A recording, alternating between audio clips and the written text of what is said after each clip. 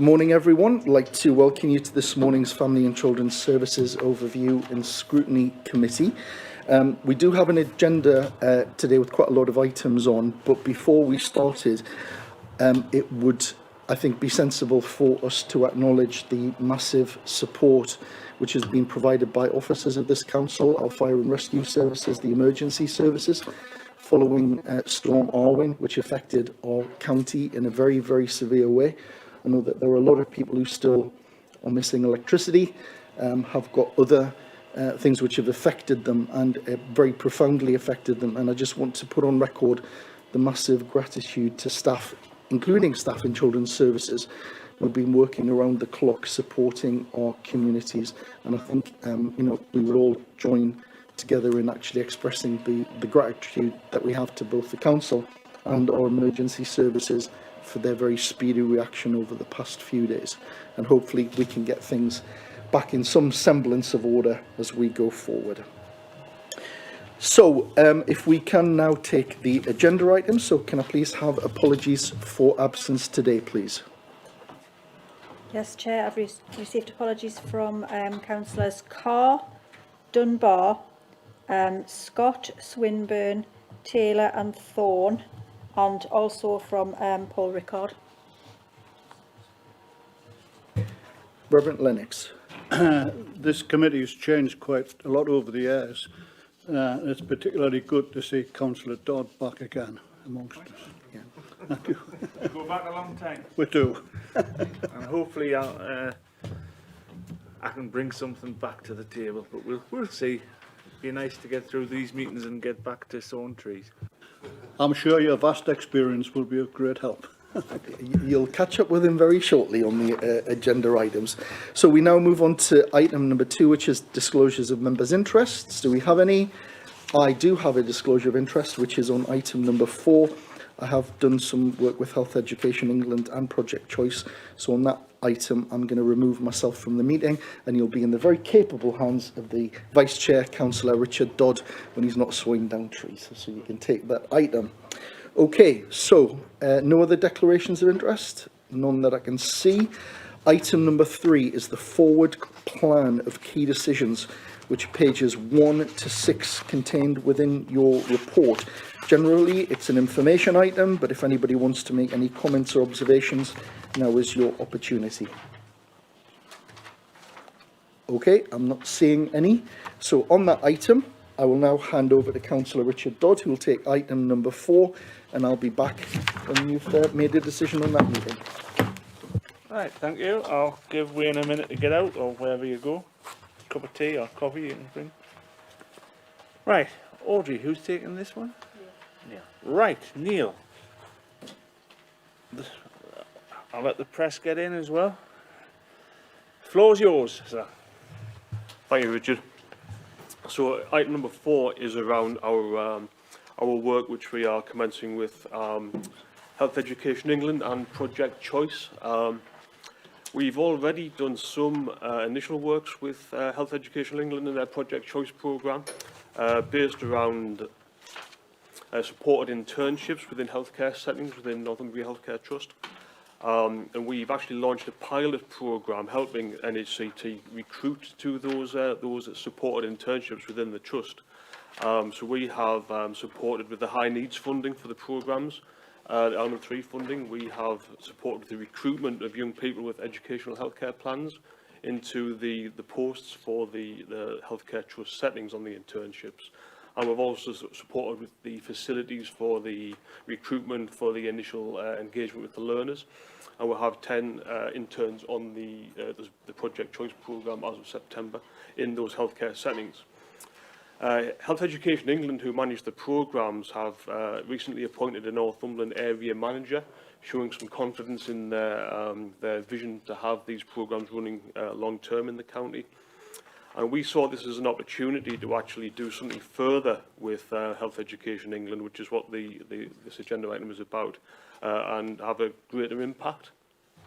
Certainly, if you look at the feedback in the Ofsted and CQC report, which was in May 21, there was a statement in there saying that progress had been made in preparing young people for adult lives, but acknowledging that leaders within the organisation were not yet satisfied with the rate of improvement, and this is an opportunity to actually increase that rate of improvement in those outcomes for young people entering sustainable employment and careers. So we see this as an opportunity for a more impactful approach to reduce the gap between children and young people with special educational needs and those without, and closing that gap. And that's particularly around the opportunities for employment and moving on to apprenticeships, be that in a supported way or be that in a mainstream way. So the opportunity that we're discussing today is around actually taking some of the interns, which will be in the healthcare settings in Northumberland, and giving those interns opportunities to move into Northumberland County Council for some of their periods of placement. So approximately 12 weeks would be the normal. But further to that as well, we would like to actually propose having our own Northumberland County Council specific cohorts of supported interns, and they would be managed by Project Choice and Health Education England, despite not being in a healthcare setting. But we would be the facilitator in putting those placements into our organisation to broaden those impacts, have greater volumes of opportunity and a different diversity of opportunity as well within the potential roles within the council.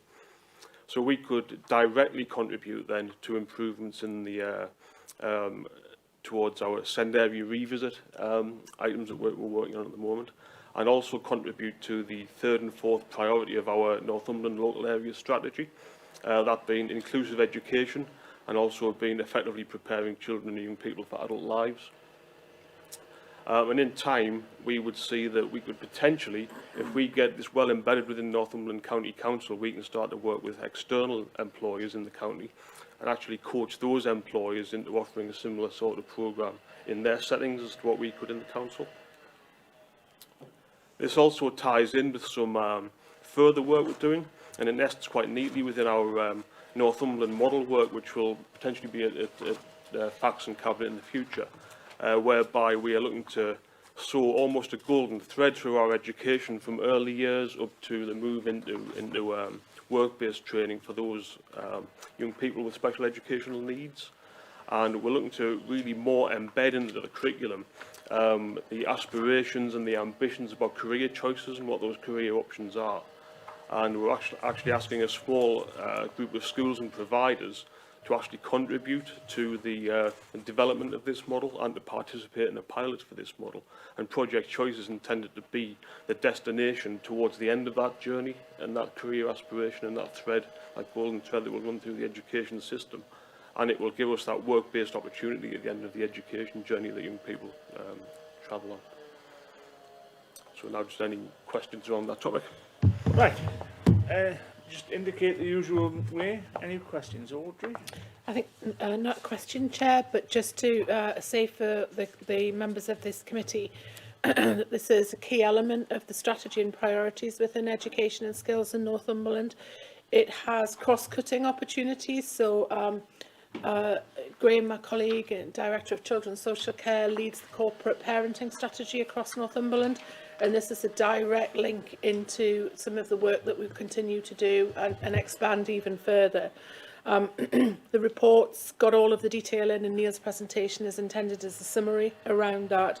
There are 2 full recommendations as part of the report: to review the proposal for Health Education England to deliver supported internship provision, particularly for our young people with special education needs and disabilities within Northumberland.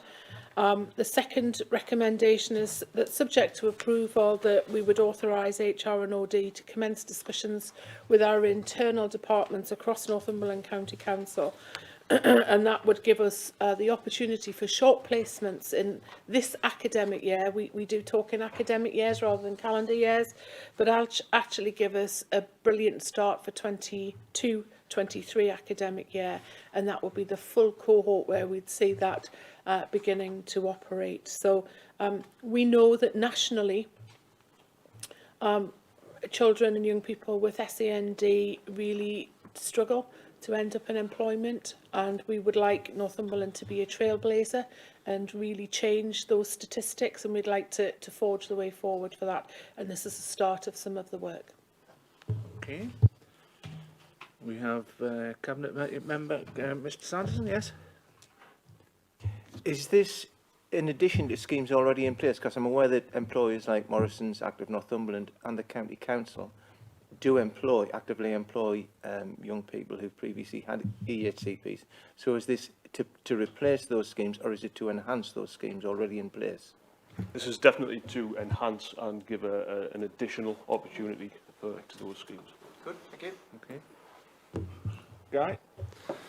Yes, thanks, Richard. I mean, this is part of our overall strategy to help those with special needs, or those indeed in need. I mean, Audrey mentioned the link between our corporate parenting agenda. Get themselves into the world of work. It fits in nicely with the report that follows on to this, actually, which is around our education and skills base. So, the more schemes of this type that we can have, the better. Okay. Liz? Thank you, Chair. As a former member of the Corporate Parenting Board, I just wanted to say that this has long been an aim of Graham and the team, and I think it's fabulous that this is coming to fruition now. I'm particularly happy that we're going to do the short-term one, the recommendation number 2, so we can get this off the ground quickly. Okay, looking, I cannot see anybody else. I think this fits in with what our long-term ambitions have always been, to in-house and etc. Just get on with it is probably the phrase we want to take away from here. This recommendation, and we are quorate. Are we still quorate even though Councillor Daly is? Right, just making sure. So can we agree the recommendations that are set out in front of us here that goes to Cabinet? Can we agree that? Yep. Thank you very much. I will move on and bring Councillor Daly back. Can we? You message him? Yeah. All right. I was about to. Never mind. We'll just give it a...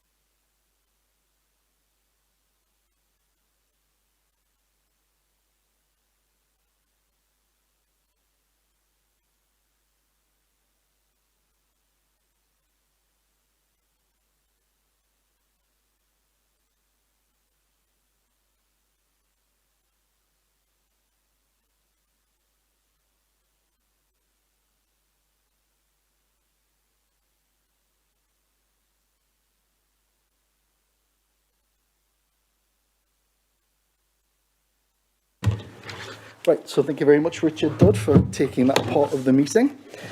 So we're now moving on to the rest of this morning's agenda, which is item number 5, the Northumberland Strategic Skills Plan, which I believe, Neil, you're going to be taking us through. Is that right? That's right. Thank you, Wyn.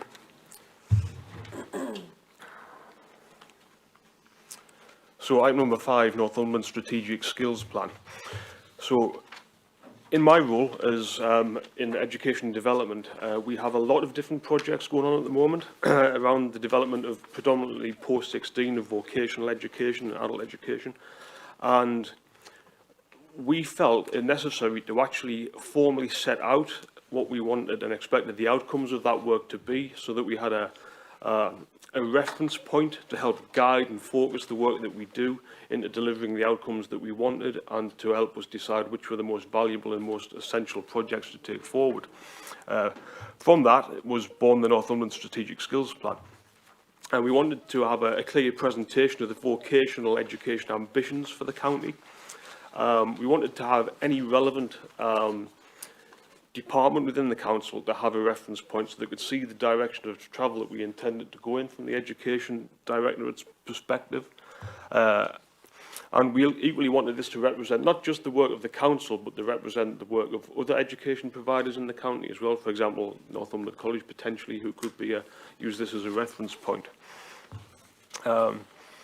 We also saw this as a very powerful tool to indicate our direction of travel in skills to inward investors, potentially, and also to guide the kind of principles that we put in place for the interventions in Section 106 agreements, for example, which is something that the Education Directorate has just started to be involved in. We also wanted it to allow us to present more clearly and have, again, a reference point in our discussions with the combined authority around our direction of travel for Northumberland. But equally, as well as an internal tool, we thought it was going to be a very powerful document to actually guide the work that we have. We horizontally integrate more between the departments across the and the directors across the council now. So we wanted to be able to set out that vision across, regeneration, planning, advanced Northumberland, HR and OD, and have that again a reference point so everybody could see, quite clearly what our direction was. So essentially, the document sets out some of the context of the county, some of the challenges of the county, and sets out the economic vision and what the economic needs and the skills needs to support those economic needs are. It continues to look at some of the challenges that the county faces around attainment levels, about participation in the economy, and about some imbalances in gender pay gaps and other pay inequality type challenges, before going on to actually set out the priority sectors. And the priority sectors have been set out after a research project, which we'll discuss later in today's agenda. But also lays out the strategic approach to skills delivery and how best to generate progression into apprenticeships and more work-based learning, how we would engage with stakeholders, but equally some proposals about how we could measure the impact of our education development projects as well. So again, on that one, open for questions.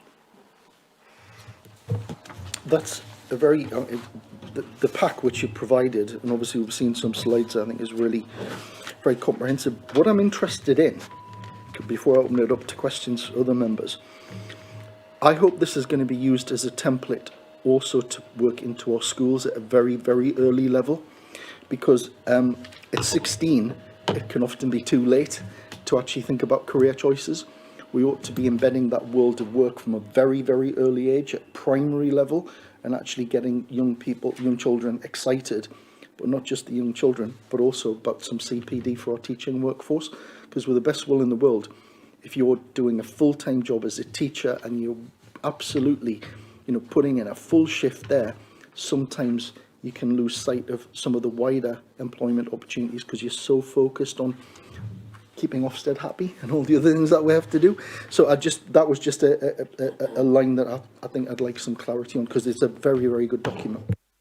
And I absolutely agree with everything you said there, Wyn. Ultimately, I've spent a lot of time in post-16 vocational education, and those challenges of reaching 16 and not yet having your direction set out, I've seen that hundreds of times and helped people on that journey, but equally it is often too late. And we would hope that this document is going to be a reference point, again, for careers advice and guidance, and for some of the aspirational and inspirational initiatives that schools and our education system provides as well. Right, I'll bring in Audrey, and then I'm going to bring in some members for questions. So Audrey Kingham first. Thank you, Chair. Again, detailed report here with a strategy attached, and there are 3 recommendations listed in the report. But just to go back to what you said, Chair, just before I go through the recommendations, when I arrived in Northumberland a couple of years ago, pre-COVID actually, but when you look at that work there, one of the gaps that we identified quite early on was probably the underdeveloped aspect rather than the lack of connection between industry and education. And so when I came into post as director a year ago, we sat as a team, worked out the 12 priorities. What were the 12 key things that are our biggest challenges in Northumberland? And actually some of those things we're really good at, but we're not satisfied with being really good at, want to be even better at those areas. This is a really key one, and going back to the reference point that you made, the approach and our strategy is to start this much younger. So not even just with primary and first into early years, and actually into our communities much, much earlier. to have those discussions so much earlier, to raise the ambition and aspiration, but actually to engage with industry, because there is so much more that we can do, and we've got some brilliant resources out there in the county. We've got some amazing local employers and industries that we work with, but actually some global enterprises as well. And in terms of that work, that can really enrich the opportunities of our children and families. It can make a big difference. You will notice that throughout this strategy, it talks about the economic links. And clearly, if we can start to look at some of our areas where we have some of the most challenged communities, this is opportunity for us to engage with some of the inward investment coming into the county around their corporate social responsibilities, and again have managed to connect pretty early on with Graham and the team and our wider colleagues around the council to bring that in and begin to have some new footprints with industry around how we change this. So our recommendations for this report are that we review the plan. Happy to take thoughts and views if anyone thinks that we should add something into here. Make sure that we've got that in terms of that full awareness. And then, subject to approval, we'd want to use this both with internal and external stakeholders. It would be fair to say this has been a co-produced document. It isn't a silo-based vision for education and skills. It has included wider. I think Neil talked about horizontal integration, and it has particularly worked in with our regeneration colleagues and with planning colleagues, as we mentioned, Section 106. And we see much more of that moving forward in terms of development. Before I bring Mr Hodgson in, I'm just going to bring Guy Renner-Thompson and Cabinet Member, then I'll come over to you if that's all right. Guy. Yes, thank you, Chair. This is an absolutely fundamental part of our priorities throughout the entire council administration. I first had sight of this piece of work at a presentation at the Fuse at Brito, probably a year and a half ago, and thinking then this is one of the most important documents I've ever seen come out of the County Council. We're seeing huge inward investment into the county. The forerunner is British Volt, but there are many more companies than that that are looking to advance into Northumberland and new companies coming in. But if those companies don't end up employing Northumberland men and women, boys and girls, then all the effort to bring them into the county was completely wasted. I mean, it will be an absolute failure if we have these big new factories popping up at Blythe, and the only thing that the local people see from it is by sort of standing and looking over the fence. We need to make sure that the current crop of students that are in our schools in Northumberland go on to work within these fantastic new industries that we are bringing into the county. Otherwise, the whole thing will have been a waste of time.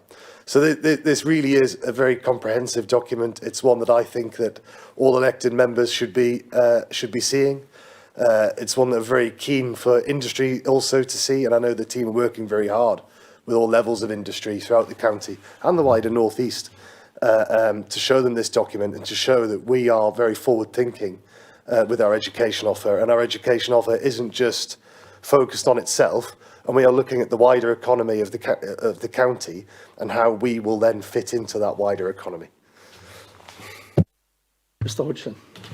Yeah, actually, just picking up that point, Guy, what I was thinking is, I mean, I think it's wonderful that we have got this strategic plan, and it's obviously essential as we move forward, but Northumberland on its own can't solve the problem, and in a way we're talking about a regional issue here. So what's the level of collaboration with our neighbouring local authorities and the wider industrial base across the North East? Because again, with the best will in the world, you're not going to attract enough industry to actually meet the demand from within Northumberland. There's going to have to be some level of mobility. And that's my second point. One of the issues, for example, I live out in West Northumberland. You've got students there post-16 that are probably going to be desperate for higher qualifications and opportunities for jobs. That's going to be limited if you haven't got the transport links across there. And I expect that becomes even the wider national picture of levelling up and so on there. So, you know, they're my 2 points. So on the first point, certainly we've worked closely with our combined authority, constituent authorities for North Tyneside and Newcastle. Yeah. And in terms of some of these skills development and the priority discussions, that's been with industry within the county and wider than the county as well. It captures a more regional viewpoint. Yeah. So we are, and that will continue, of course, because it's okay to have the skills plan, but equally the relationship building and that regional reach is part of that as well, and that will emerge over time. And I think as well would be my opinion that that plan will be refreshed and it will be kept current. And as things projects may reach wider than Northumberland, that can be encapsulated within the plan, and that can be represented as we develop the projects that we're working on. In terms of the geographical challenges that you mentioned, absolutely acutely aware of those. And actually Agenda Point 6 covers some of those challenges, which is some of the research that supported the development of the skills strategy. But equally, I'm very conscious of where our education is required is not always just one anchor point for all different sectors. And we have to think strategically about where we put skills opportunities in, to match the opportunities for employment and the opportunities for residents to access them as well. So I will talk about that and probably give you a more comprehensive answer on that as part of the agenda point. Yeah. Thank you for that. Councillor Ball and then Councillor Dodd. Thanks, Chair. I have two questions here. Just with this document, how does it link in, again, with the 13 to 16-year-old strategy and linking into schools? Because not all young people are academic. So how do we get around that, and also the work experience within schools? Because obviously this past few years, it was already starting to struggle, the work experience placements, but how are we going forward to get work experience back in there? And the other question is, how are we linking between the upcoming projects and not just waiting for the projects? So the likes of your British Vault and Camus, not Blythe, and like things like the rail link, not waiting till them projects are out the ground and employing people, but actually making sure that the young people that are leaving school, leaving college, are ready for them jobs that are coming up in a few years' time. Thank you. Yes, so certainly the 13 to 16 age group, as part of this predominantly vocational skills based plan. One of the essential things for me is looking at the 14 to 16-year-old curriculum and actually how we build in vocational opportunities at Key Stage 4. So this isn't, I may say post-16 education, it's a well-used term, but actually as part of that, I see it being a 14 to 16 vocational offer as well. And as we can deliver technical campuses, technical opportunities for education, we can build into those programmes the actual 14 to 16 Key Stage 4 types of programmes that get somebody apprenticeship ready in a particular vocational trade. And I've done this before in a different setting, in a post-16 world where I used to operate. And I saw that have a lot of impact, and I would like to replicate that again for Northumberland. Do we have any timescales for that happening? Because obviously I know there was links a few years back where we were meant to be getting more technical skills within high school settings and links with colleges, and then for whatever reason it didn't happen. There's probably two answers to that, which are quite easy to give. Firstly, we are working closer and closer with Northumberland College, and obviously we'll be sharing the skills plan once approved with Northumberland College and working with them on that 14 to 16-year-old vocational education opportunity. Equally as well, within the council, we have had approved the development of a fabrication and welding training facility in the Port of Blythe area, which went through Cabinet some time ago. That is in the medium-term financial plan, and we are working on that at the moment. And as a significant priority in the development of that particular vocational area around the port-based industries, 14 to 16 study is part of that project. So that is one that is already up and ready.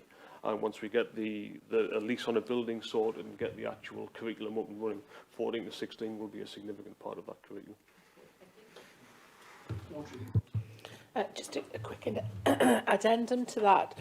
In addition, just to give you some assurance, so Neil's absolutely right, but we also introduced Global Bridge, which is a digital platform to engage with industry in all of our schools, and that's been provided free of charge to all of our secondary schools for 2 years funded. We were the first local authority nationally to put that in place, and we've really been leading in terms of that activity, and that's got some great traction. Our next phase and generation of that is that we will work with all of our SEND schools, special schools, and there will be a Future Stars conference, which is specific for our learners and our alternative provision, but also in our SEN facilities. I think to give some assurance, we are quite often in very early, highly confidential discussions where industry are involved. So, for example, some of the work with BV and the cables company, we were part of those discussions, clearly under non-disclosure agreements. So our ability within the umbrella of NCC to be ahead of the curve and spot where we can link our schools very early into discussions is a brilliant opportunity. So Neil talked about the welding development at Blythe, and you'll be all aware of the Energy Central Learning Hub, which will be part of the Blythe Town, Energised Blythe and Newtown deal. As part of that, all of our schools in the locality and Seaton Valley schools are hooked in to the consultation around the curriculum development that will be delivered at Port of Blythe, will be satellited out into our schools, but that's not just our secondary schools, our primary schools are also keyed into that discussion. Yeah, I mean, we went into a pandemic on the back of coming out of Europe, and we're sort of trying to escape whatever we've been in for the last nearly 2 years. But out the other side of this, there's the unpopular jobs are now important. And I've just made a little list, things like professional drivers, and that's not a racing driver, I'm talking about, you know, proper driver. Agriculture. Yeah, I've got a bet with a plumber that he can't start a tractor in 5 minutes. He thinks, oh, it's just to turn a key and all that. And he, you know, nowadays, if you jump on a tractor, it's like mission control. You know, you're talking of a different set of skills that is in front of people. You know, a farm worker doesn't just pick up a fork and move stuff around now. It's totally different. And I think everything else is the same. I mean, if you look at any jobs sites or whatever, NHS seem to be struggling all the time to meet, and the care industry, it's an industry, and I think if these shortages, whether it's from Brexit, whether it's from whatever, it will have given those not so popular jobs a bit of a career path, presumably, and we will have to embrace that. Otherwise, we can have all the people well trained, etc. But if there's not enough to go around, you know, you see, let's face it, you go out there now and you see delivery vans everywhere because everyone's just clicking and or whatever. You know, the world has had a seismic change, and the jobs market too. I won't even go into hospitality because I'm told you can't get a loan to buy anything in hospitality because the confidence is out of that market. So I think that this monster we are living with has changed things a lot, and I think we need to be flexible. And by being flexible, just think of anybody thinking, oh right, I want to, there's thousands if not millions of trees down, I'll become a chainsaw operative. You've got to go on a course, you've got to get a certificate, and they're the things that I think we might need to have a look at the future, because there's everything now, even sweeping a chimney needs to go on a course. And I think certain things we need to drill down to and make it easier for people who haven't got certain skills but could pick up different skills and be of use to the country or the county or whatever. Thank you. John Sanderson. It ties in with a couple of points that I think that Councillor Dodd made there about we're not sure what the opportunities will be in the future, and with Councillor Ball's point about less academic young people. One of the things about STEM is it kind of compartmentalises training and education, and we're talking about creating opportunities or creating ideas from a very early age. There is discussion in various quarters about extending the acronym STEM to STEAM, including the arts. And in Northumberland, we've had a couple of, you know, it's fantastic for film locations. There's lots of drama that goes on. There's lots of music goes on. These are also real opportunities for young people.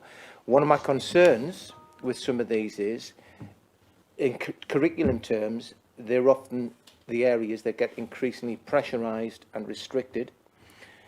which forces parents to look elsewhere if you've got the means for music to develop talent and things like that. I think there's a potential missed opportunity here. I think there's also an inclusion issue. So I would ask that we increase STEM to STEAM to include the arts and look at that as a major driver forward for employment opportunities in the future. Yeah, happy to come back on that. So, yeah, I would recognise every acronym around STEM. I had the very fortunate position to be the first national chair on the STEM Intelligent College Network, so well versed in that, and there are many views and versions. I would agree. The whole purpose of this skills strategy is around inclusion at every level and making sure that we've got opportunity. It happened today that we've got 3 reports that really knit together very nicely, and you can see that breadth. It wasn't planned that way, but actually it's really helpful to see it in that context. I think earlier, and I apologise because I don't forget who asked the question, but we talked about mobility. And I think our influence around this approach that we have with North of Tyne and Newcastle, we already know that we blur the borders in those areas, and we must look at some of the opportunities collectively. We're doing that both with our colleagues in Newcastle and North Tyneside, but also with North of Tyne. And it is particularly around inclusion, looking at some of our most disadvantaged areas and somewhere our children and families really do struggle. And actually that's our greater responsibility to ensure that we reach into those areas and engage with industry to be able to do that as well. To provide assurance for you that isn't being missed out, it is certainly inclusive within all of our approaches. Lovely, thank you. And I think, I'm not seeing any other hands, but I just wanted to try to kind of pull a few themes together here, because we've had references to transport, we've had references to linking with employers, we've had references to retraining, work experience. So this document in and of itself is not the silver bullet, which is going to solve everything. It's got to be part of a wider system change and system improvement. So I particularly welcome the fact of sharing the document internally and externally. I think it's sharing it, but also how we act on it. Because whilst we are talking about post-16, in post-16 terms, we also need to tap into that huge resource of people who have either retired or have been so far away from the jobs market because of barriers such as transport in some of our rural areas, or because, quite frankly, they've been turned off by the education system. So this will form part of that holistic approach to how we actually get a mobilised workforce fit for the future. But again, I'm also very particularly delighted from an earlier point I made that Audrey and Neil both referenced the fact that we're going to be introducing a world of work, that understanding of employment at a very early age in our schools. And I would hope that this, again, would incorporate something around CPD in our teaching workforce, because with the best of all in the world, not everybody knows about those local labour market trends. And if we can excite young people and teaching workforce in our communities about what job opportunities exist, not just in Northumberland, but other places are available, then we will have made a transformative change. But Audrey, if I can bring you in before we bring this to an end. Just a very last point. I don't know whether members of the committee recall, but this was an action as part of last year's annual education report to bring a skills strategy and to develop that in conjunction with both, not with schools, but with post-16 and wider partners around the county. This is an NCC document, but it is for Northumberland. So I just wanted to make that nice and clear for everyone. Thank you. Great, thank you. So, Reverend Lennox. Yeah. I just want to underline the significance of aiming for a younger element. I think this is quite key and quite progressive and to be commended when we think about our young folk maturing much earlier these days. We need to aim in that direction, and I think it's good that that is there. And just put on record as well, we've got some corkers of staff with Audrey and Neil coming in from their experience in further education. So I think we'll put that on record as well. Okay, so we have 3 clear recommendations here, which is to review it, its content and general approach. And I think we're all of a mindset. This is a very good document. We've given quite a lot of feedback, and I'm sure that'll be taken on around STEAM and around that early years support into careers. And subject to approval, authorised use of the document and share it with stakeholder groups. So I don't see any dissenting faces on this one, so can I just accept that that is a recommendation, 3 recommendations we're happy to approve? Yeah, great, thank you very much for that. Okay, Neil, we are getting our money's worth out of you this morning, because we are now on item 6, which is the Northumberland Skills Pathfinder. Over to you, Neil. Thank you again, Wayne. Yeah, so slightly out of sync, but this is the research project I mentioned earlier, which drove the development of the strategic skills plan. So ultimately, this is the kind of the cogs in the back of the machine, and ultimately, like I said during the introduction for the skills strategy document itself, we wanted the education development projects that we embarked on to actually be impactful and relevant to the county and the residents of the county, and equally the economy of the county. And to do so and better inform our strategies, we want to make sure we had an evidence-based and fairly future-proof tool that allowed us to encapsulate those socio-economic factors into all of the plans going forward, and to have a strong foundation for decision making in investments in education and skills initiatives that we embark on and that we chase. But equally, making sure that that strong foundation was also representative of the workforce needs of key industries and allowed residents to access those too. But equally, back with previous conversation, to make sure that it would also assist in building the right aspirations to go into the right career pathways. That were, aspirations are fantastic, but if they're not achievable, equally they're not as impactful. We needed to make sure that we could build aspirations that could have impact and could take a young person in the right direction with their career choice. And it would allow more localised and targeted skills interventions by looking at some of the geographical challenges, equally, that we already discussed earlier, as well as the emergent opportunities that were coming through inward investments, but the heritage as well, that it is still strong. There's a lot of heritage and a lot of pride in the heritage in the county, and not to lose track of that. And we also wanted to increase the industrial and vocational representation within the education system more broadly as well. So as we deliver post-16 or 14 to 16 and post-16 education opportunity, we want to make sure that there is, I used the term golden thread earlier, but equally I think that applies here as well, that all the way through from primary into secondary, there is that golden thread of building those aspirations for the the key industries excuse me, in the county. But equally to guide setting up the right partnerships, the right stakeholder groups as well to influence the education system in the post-16 space.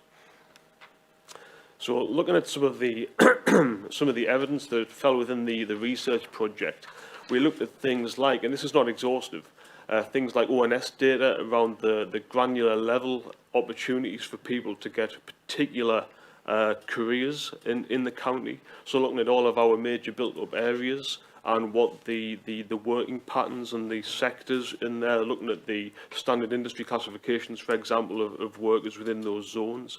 And that helped us to get a temperature for what the actual opportunities were in different locations within the county. Obviously, the most significant built-up areas around the Berwick area, Alnwick Amble, the South East and the Tyne Valley. And there were some very big numbers of sectors employing workforce in those zones. And having the right skills in the right place to allow young people to progress into those dominant sectors is one of the things we particularly focused on. We also looked at some of the dense industrial areas and looked at the types of operations that were occurring around there. So, for example, in engineering and manufacturing and the healthcare system, and looked at where those opportunities lay in terms of the businesses already operating. And we also looked at more granular level data as well around the largest industries, so where the biggest employment opportunities were, coming across very, very strong in health, for example, in manufacturing, looking at the biggest growth industries to see where the trajectories were of where the next jobs were going to come from. the highest value industries as well, the ones that contribute the biggest amount of GVA to the county, and equally as well from job postings in the county. What are the greatest in-demand skills? And certainly in the in-demand skills, what was particularly impactful was the fact that out of the 9 of the 10 most in-demand skills were related to the health sector. And I'm not entirely sure whether we yet have sufficient acknowledgement through primary and secondary of the opportunities within the health sector, so that's a huge priority. And with all of the data, when we took, each piece of data may give us a separate view, but if we take a kind of scattergraph of all of the research, that allowed us to look at the occupational hotspots and potentially target skills interventions in the right place to get the biggest impact and the biggest opportunities. So there was some geographical conclusions drawn from that as well. And that is ultimately some of the information that fed into developing the strategic skills plan seen in agenda item 5. Questions on that one? Thank you for that, Neil. Guy, did you want to come in? Thanks, Chair. This is very much a continuation of the previous report and all my comments on that stand. I mean, there was a few comments made about not everyone being academic, and I would completely agree with that. And I think this is what this is all about. The era of trying to get everyone to go to university is over. We need to make sure that there are pathways available for those who aren't as academic. And as the report points out, a lot of lower level jobs are going to be lost in the coming years due to automation, which makes education even more important, because you're going to, as Councillor Dodd says, you're going to need qualifications and tickets to be able to do some of what may be seen as basic work. So, yeah, I'm incredibly proud of the team here for doing all this work. We've been on visits to further education colleges outside of county to see how they are, how they do this and how we can replicate this in Northumberland. Incredibly important piece of work, and I hope the committee is happy with it. Okay. Councillor Ball. Thank you, Chair. So my question, it's been brought up in corporate parenting in the past with regards to skills audit of the council, not just the staff, but also the councillors as well, because we've got a fantastic resource of people with amazing skills that we can actually use to take into schools.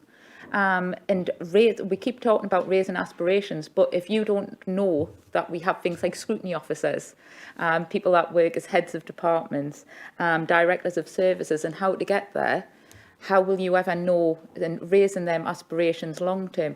So as I say, are we any closer to the skills audit happening so we can actually use this free resource that we have to actually go into schools from Berwick to Prudder and everywhere in between? Thank you.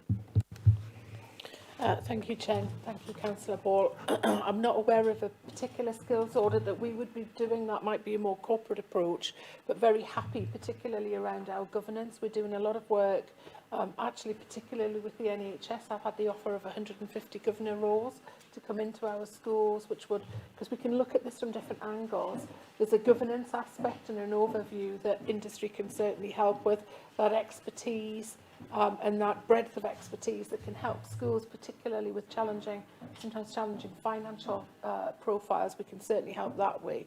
But actually, the work that we're doing, and we mentioned Global Bridge earlier, and the work with our careers leads in schools is really well grounded. The careers leads are doing a phenomenal job. Now, I would welcome any additional work, and I will find out where the approach is for the skills audit and see whether we can link that into some of that particular work around careers.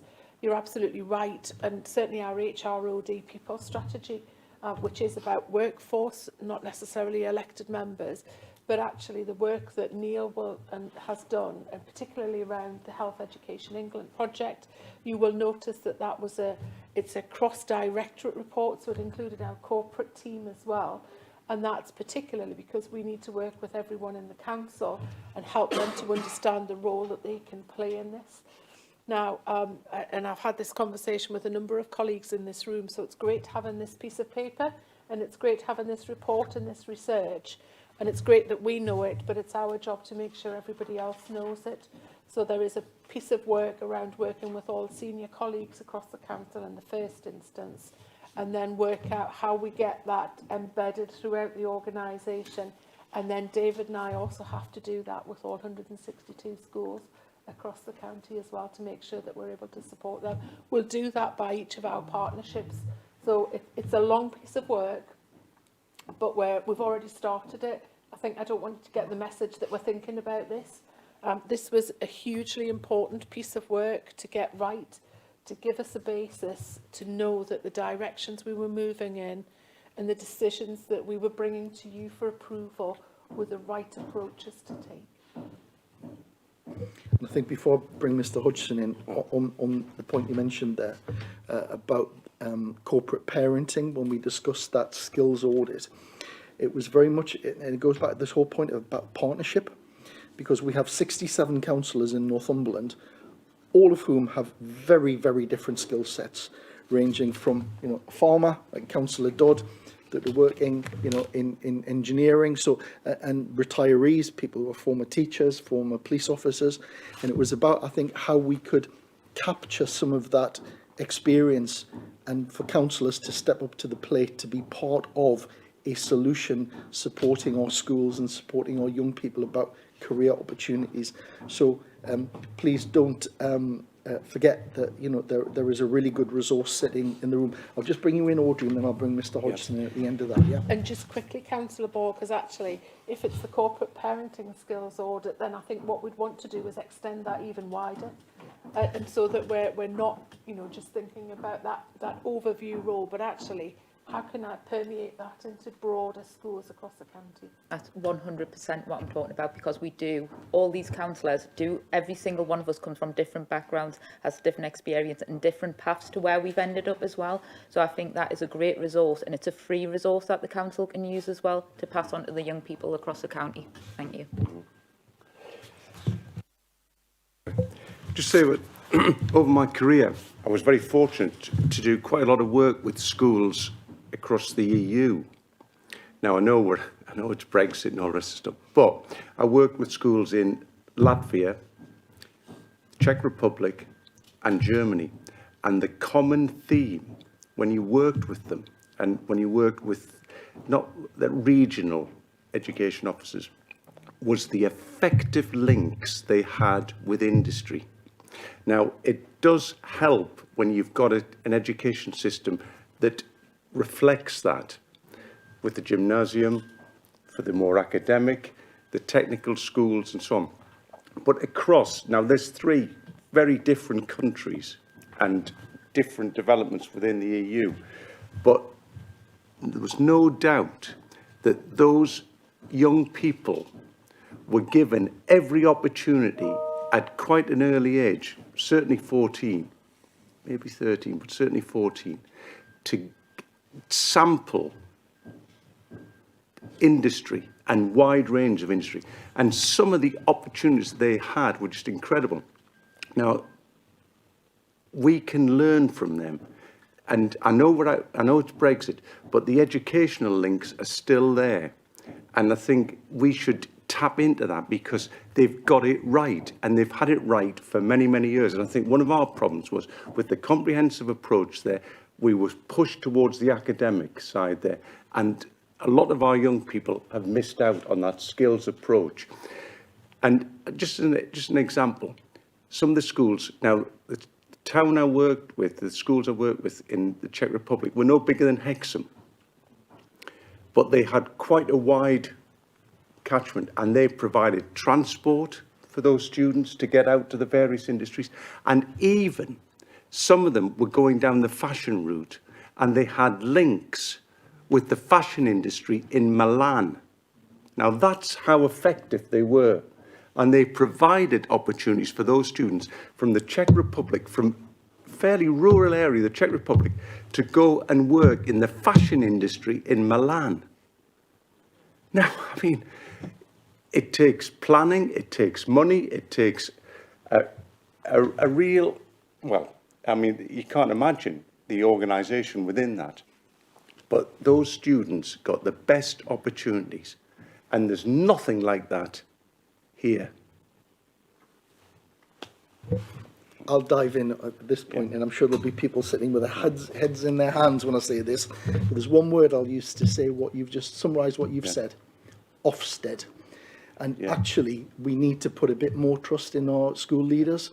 And I think one of the issues is that when you have a national framework, which is predicated on following certain parameters, Yeah, which you need to fulfill in order to be outstanding or good or whatever, you lose sight of some of that very, very important links with the business sector. Yeah. And I know that in Texas, for example, Ford have huge support for schools down there. They actually sponsor schools. Yeah. You will find vehicles in schools. You will find vehicles being pulled apart and put back together in schools. Yeah. And that's just one area I know about. And I think that one of the things that we need to do, it's maybe not for our pay grade, is whether Ofsted is fit for purpose in the new world. And in my opinion, it probably isn't, because what we need to do is put trust in our school leaders, who are demonstrated through before COVID and now, one of the best performing areas in the country, Northumberland, as a result of the input put in from our school leaders. But I think it's a really good opportunity. COVID brings some opportunities to us. And one of them is to have a bit of a rethink about how we link our education, that linking between learning and earning, and how we bring our business community, which wants to do the right thing. Ultimately, it's a good thing for business. They have a ready stream of people coming through. And Guy mentioned this before, but in the past, I know this, you were seen as a failure if you didn't go to university. You failed. My son didn't go to university, my youngest. He's now working on multi-million-pound F-35s. He didn't go to university, Royal Navy. So there is a huge, huge benefit in having vocational training and industry-led training. And we've got a bit of a mindset, and I don't think Ofsted's got that mindset yet. So I put my 2 penneth in on that one. And if we can do something about that, I think we'd be transformative in this country. But very good points. Audrey, come in. I'm not going to attempt to say that I'll transform Ofsted in any way, shape or form. I would agree the Scandinavian and German education systems are phenomenal in terms of that business industry link. There are some opportunities for us, and I think we're at really early stages. Lots of our schools do have international links, and we'd want to encourage that. But actually, there are some opportunities for us to link with some of the industrial training centres within Germany, or indeed within Denmark. We've got some links established there, and try and do that at a more local level, so a smaller micro level, rather than a systematic approach, almost like the exchange model, I guess, to some extent. There is a lot we can learn from that. This skills strategy, and actually all of the approaches that you've heard and seen today, I would like to think is a catalyst for some change for the future.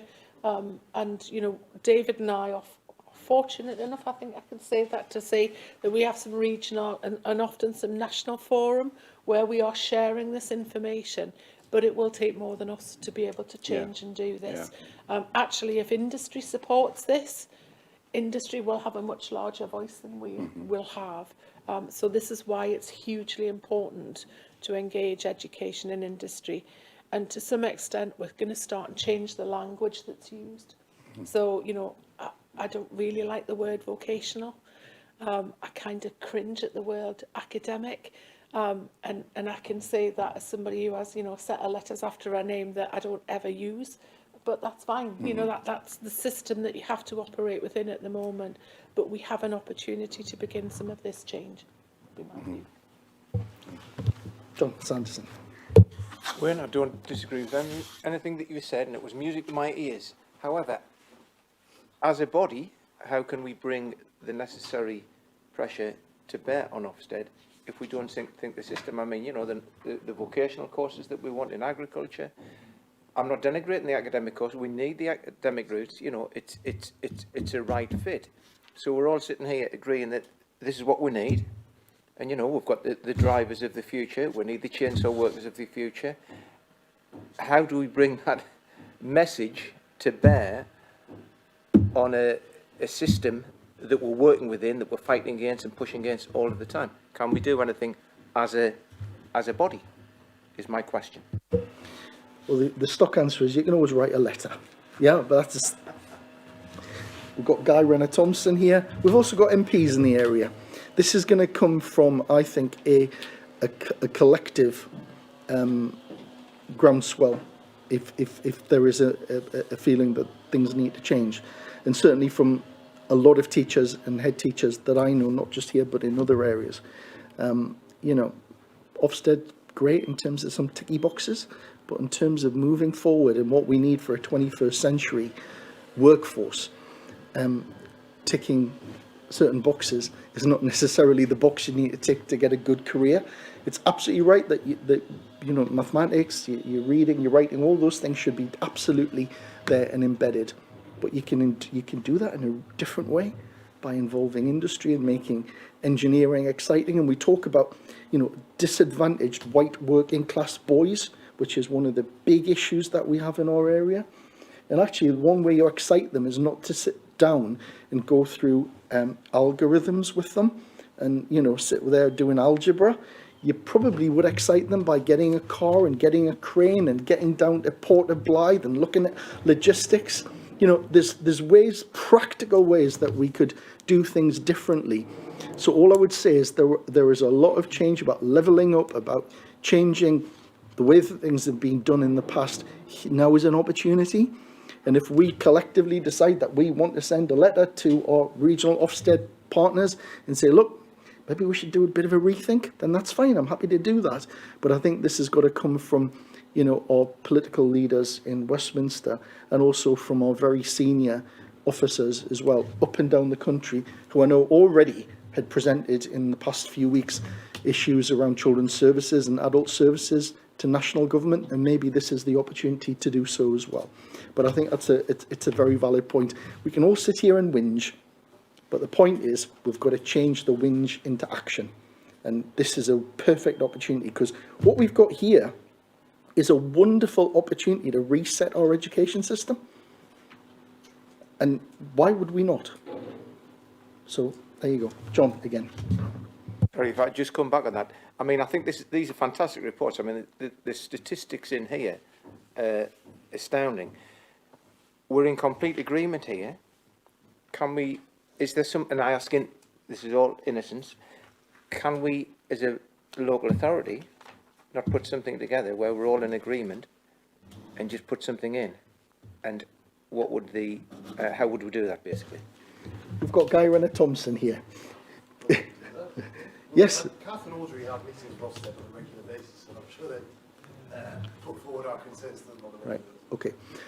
I think what we should perhaps do as an action point today is go away, and in the same way that I know that Kath McAvoy, 'cause I'll bring Graham in a minute, was involved in a national discussion around children's services provision, particularly looked after children recently, and was part of a national submission.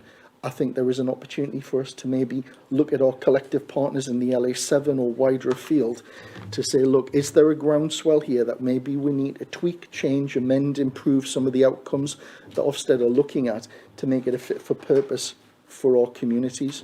So, Graham, if I can bring you in. Yeah, I think this is a slight tangent, but I think it's building up nationally. So within social care, the role of Ofsted in terms of the placement provision and the impact of that is part of the national discussion and the national review.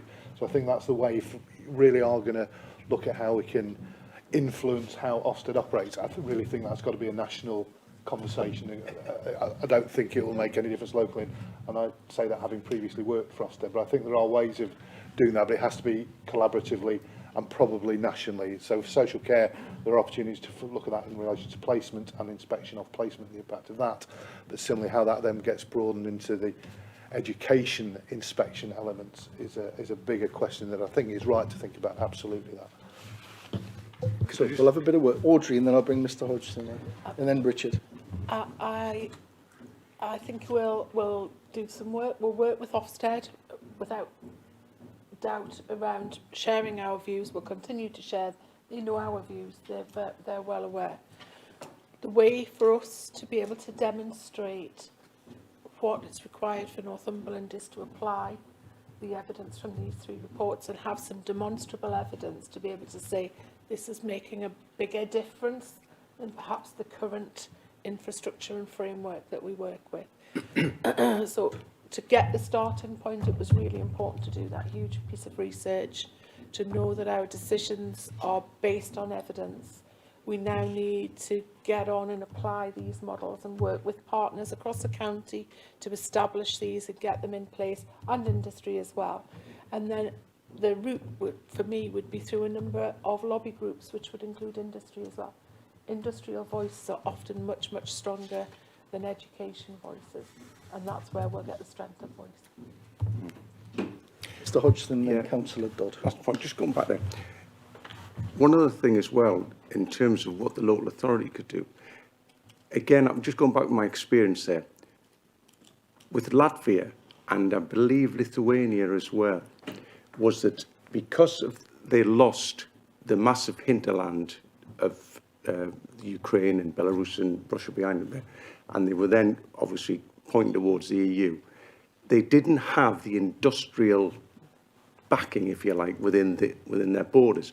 So they took a strategic decision to invest in IT within the schools. Now, when I was there, it was massive. So they were starting to even leave us behind. And bear in mind, this was back in Blair's day when it was education, education, education. There was a huge investment in IT, but they were leaving us way behind. And I read a recent article about, I believe it's Lithuania. They are now leading the world. In other words, the skills level that they invested in the schools. And the fact is, borders don't matter. And with IT, now, if we could take on something like that as a strategic decision to say, look, we can invest, and it's manageable. But if we can invest in IT, really invest in it, and develop those skills across Northumberland, then we're giving our young students a real start, because we're being left behind. Now, that's something we could manage and do. And this is the world of the 21st century. And as I say, you know, we've got to look and see what others are doing, because, you know, this is a technological world now, and borders. And if we turn around and say, well, this is what industry is going to be just in Northumberland, we've got to look beyond Northumberland and the skills level and the transferable skills. You know, and to me, that's something you could really grab and run with. Councillor Dodd. Yeah, you sort of stole my 25-year-old, what was said by Tony Blair. Education, education, education, and without upsetting half the room. I think the missing word was be flexible in what you do to educate, because that was 25 years ago. You go to the Far East, then, you know, people are just looking after machinery that are making phones 24/7 or whatever. We have to be flexible, but we've also, and this is where I think we need to make it a skill, that people who do care work, who do the forestry, who do the I wouldn't call it mundane, that's the wrong word, but they're not so popular, they're not so fashionable jobs. We need to make sure that that becomes a recognisable sort of asset, because, you know, we're all heading at one point to a nursing home or a care home, and you know, will there be people there to look after us? And I think we have, you know, looking what I see in the press, there's shortages. So I think we need to address whatever comes, but be flexible. Thank you, that's all. Audrey. Last word.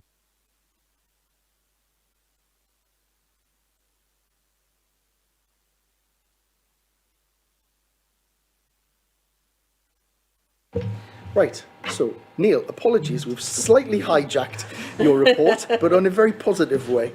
So we've got 3 recommendations there, which you can see on page 53. I don't want to lose sight of what we've just discussed around that. How can we influence change and put some submission in around an improvement to Ofsted? We love Ofsted, let's not get them, we don't hate them. What we just think is we want to help them do their job a bit better to make it fit for purpose going forward. So I would like a recommendation in there as well, if members are supportive, that we capture or that officers enter into discussion about a high-level submission, perhaps with other directors of education in the LA7 or wider afield, to put some submission to central government about flexing, having a more flexible Ofsted. David, perhaps you can come in and help me on that one. Yeah, I can't believe I'm about to defend Ofsted, but there is scope within the framework currently to cover a lot of the areas you've discussed today. So a broad and balanced curriculum, and one that's designed to meet the needs of the local community, not a one-size-fits-all sort of distributed across the country. And as a result, I think that there is the scope within the framework for schools to be deemed to be outstanding schools because they're meeting the needs of their learners and their residents. I think, yes, it would be great if we could influence the national decision makers to make that even more clear in the framework than it is currently. But actually, at the same time, maybe work we can do locally is to give our school leaders the confidence to meet local demand and local need, to meet the needs, because actually that is the path to probably an outstanding judgment. Not that we're after that per se, but obviously the outstanding judgment should be reflective of an outstanding provision. There is a temptation, if you're at a borderline between good and not so good, to jump through some hoops which might not be to help the inspector give you a good at the next inspection. So there can be a temptation to do that. But if we can throw the shackles off, actually, and really that support of our schools' leaders to make the right decisions for their pupils, and back them up with that, then they will be in a stronger position to meet some of the priorities that you've mentioned today. David, thank you for that. So I think if we can capture that as a recommendation in terms of how we embed that knowledge with our schools. And actually, I think it goes back to the wider thing of the last two reports, that those reports, it's vital that schools and our colleges understand what is available, what the labour market opportunities are, what they can be, and how they can be part of that wider solution. So I think if we can capture that, Chris, in a recommendation, then I think we will have made some movement today. Right. So based on that, I'm not seeing any dissent on this report. No, if anything, far from it. Good. So now moving on to item number 7, which is page 61 to 70, which is the work programme. Chris, did you have anything you wanted to add to that?